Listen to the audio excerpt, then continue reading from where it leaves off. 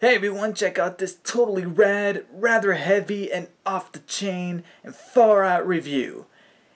And that's precisely what this show does not do.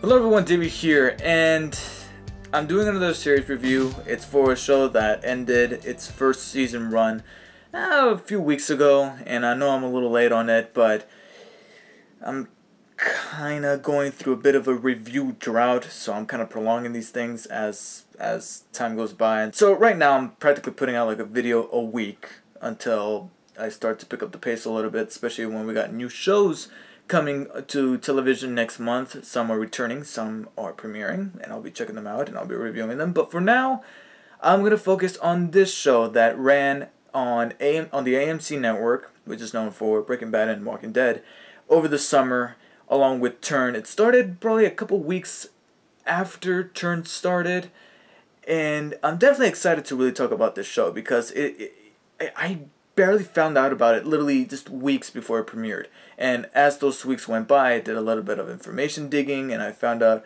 who's going to be in the show, who's producing it, who's show running it, and what's it all about. And I was genuinely intrigued.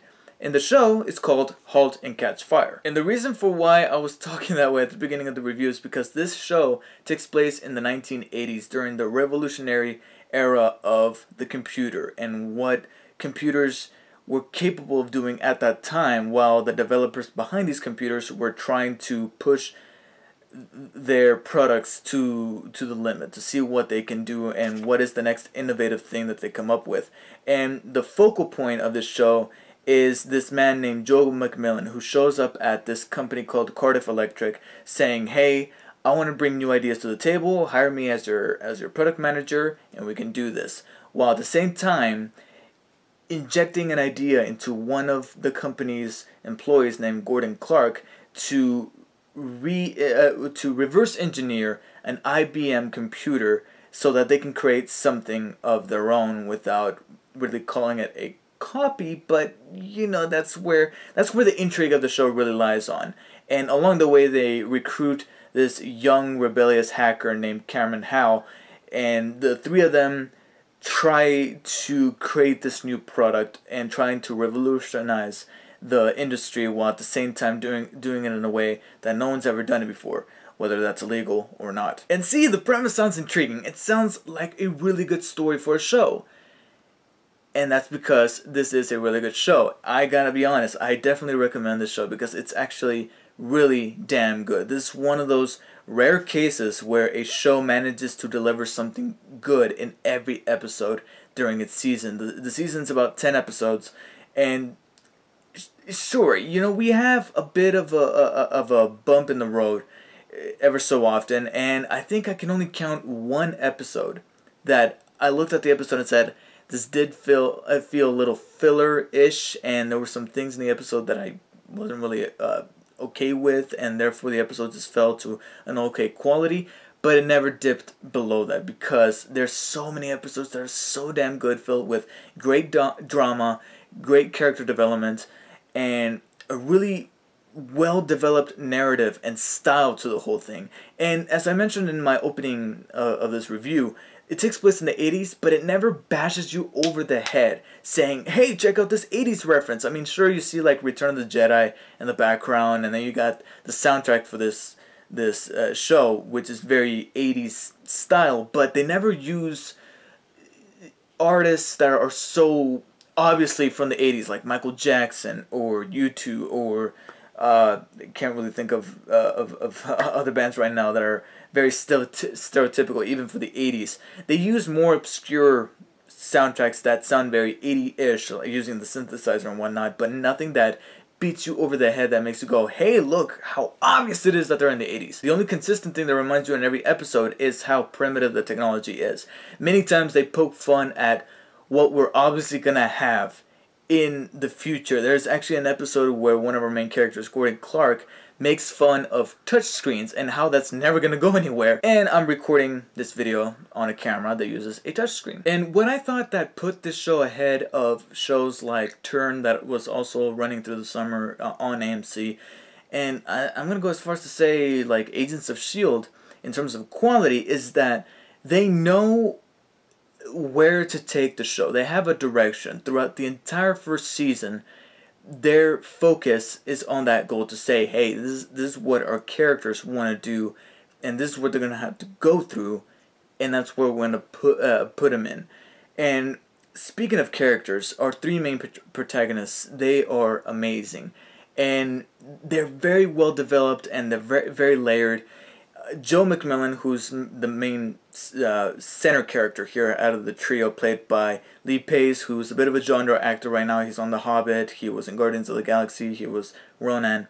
He really delivers an amazing performance as this type of character, and he really did make us wonder what type, because there are layers of ambiguity to this character. In one episode, you're like, okay, maybe he's doing this, but then episodes later, something gets revealed about him, or he does something that makes you go, wow, this was not what I was thinking about with this character, and you're still wondering what other things could be hidden in his past, even by the end of the season. And then we got Gordon Clark, who...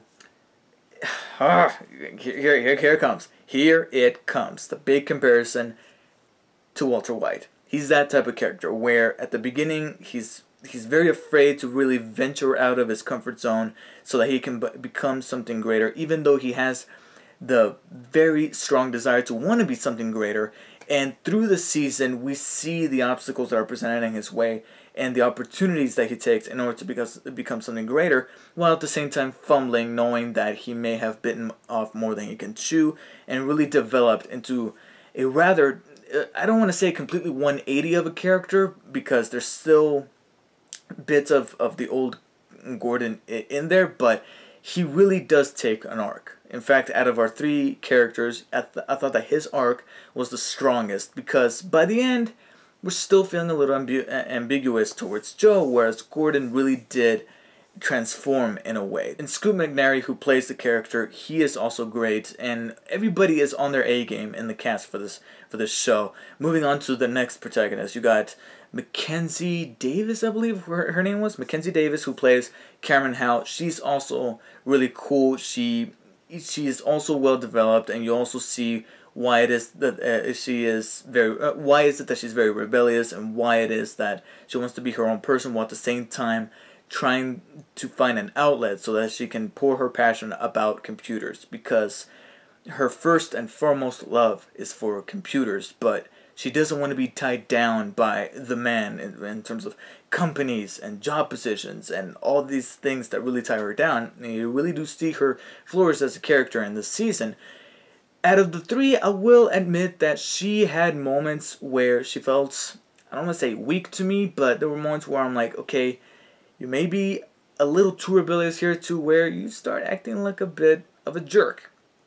But then I think about other characters that have gone through this similar type of story, and I think back to Jesse from Breaking Bad and how he was also that type of character. And so I feel like there's great potential to really develop this character into becoming probably even more fascinating than our other two protagonists. And there's also other characters in the supporting cast that are also great. I think the actor's name is Toby Huss. I might be completely wrong, but this character named Bosworth, who is the main boss at Cardiff Electric, he is also cool. He started off as kind of a caricature in the first few episodes, but as the show went along, he started to find his own in the show, and he really did develop into this type of character that is rather cool, without ever breaking down to becoming overly sentimental or overly cutesy and saying, "Hey, I'm a rather huge softie now because story."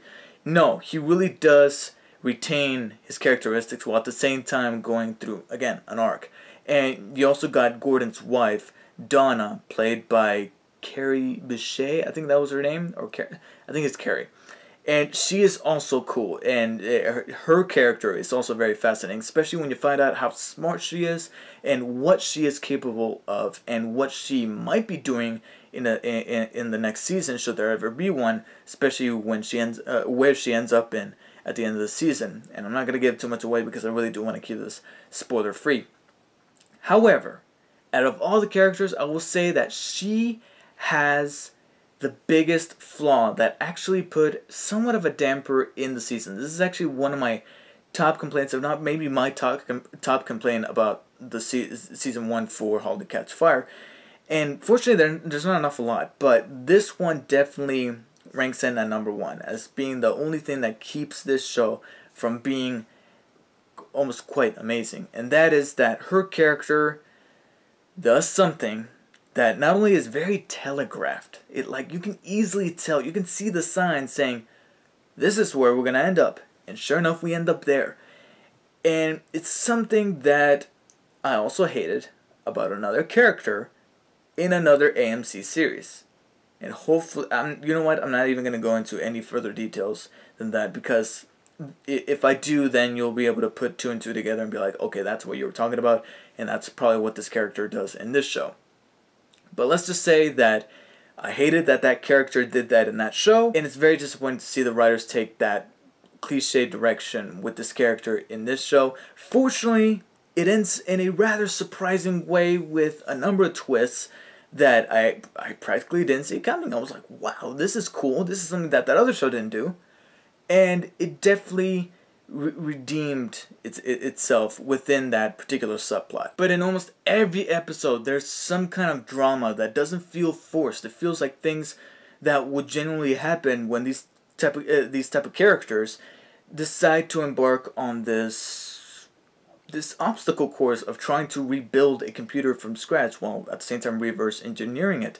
And it never feels, like I said, manufactured. It feels like things progress through each from episode to episode and saying, hey, this is our problem now we got to face it. And in almost every episode there's that tense moment, that very juicy moment, whether it be a legal battle or something's wrong with the computer and we need to sacrifice this for that, and that creates drama within the characters because one person came up with that particular idea and they don't want to give it up, and things like that make for a good show. Now, I said almost because, like I said, there's that one episode that felt just a little too much like filler, and on top of that, certain things happen in that episode that kind of contradict the personality of some of the characters that we've been seeing throughout this season, and seeing them get built up to be a particular character and say, wow, I genuinely like you because you're standing by your ideals, yet in this episode you did this. But of course, wherever there is some rather heavy drama, you need to have moments to lighten the mood. And I think that Halt, Catch Fire has some great instances of humor where you're just like, wow, that was so good. And it definitely didn't make me feel so, so depressed about the situation. Like, wow, these characters are in it.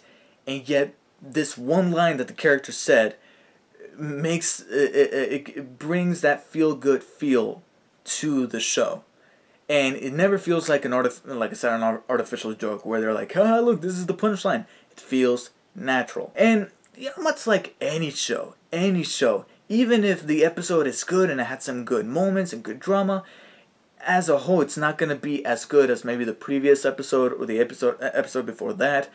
But when you lump all of season 1 together, I will say that Halt and Catch Fire is definitely one of the shows to continue watching. And I really hope that an awful lot of people caught it while it was on the air, and hopefully that would be enough to renew it for a second season. Because the finale, while a satisfying one, didn't answer every single question, and the questions that it did resolve, it substituted for either more questions that were like, okay, what is this character going to do now? And I'm hoping that things like that get answered in a potential season 2. So I'm hoping they greenlight a second season. And you can obviously tell that I really did dig this show. It's a very intriguing, very good show, filled with an awful lot of good drama, great characters, nice development between the characters as well as the story, and some really good direction, whether it be the camera work, because there's certain episodes, mainly like the first 2 or 3 episodes, where they use certain angles that just feel very dynamic, and something that, camera work that you generally don't see in a television show. And it definitely has a production value that makes me appreciate the producer saying, hey, we are serious about the show. We have a direction, and that's where we're taking it. So for that, I give Halt and Catch Fire, AMC's new drama, a 9 out of 10. I actually did enjoy this show an awful lot. I'm willing to rewatch certain episodes, because, like I said, not every episode is as good as the one before it, but I definitely recommend this show. I'm hoping that you catch it later on when it gets released on Blu-ray and DVD, and hopefully that is enough for AMC to warrant a second season for it. So thank you guys for watching. Let me know what you guys thought if you did manage to catch Halt and Catch Fire this past summer, and if not, will you? And I'll see you guys next time. Take care.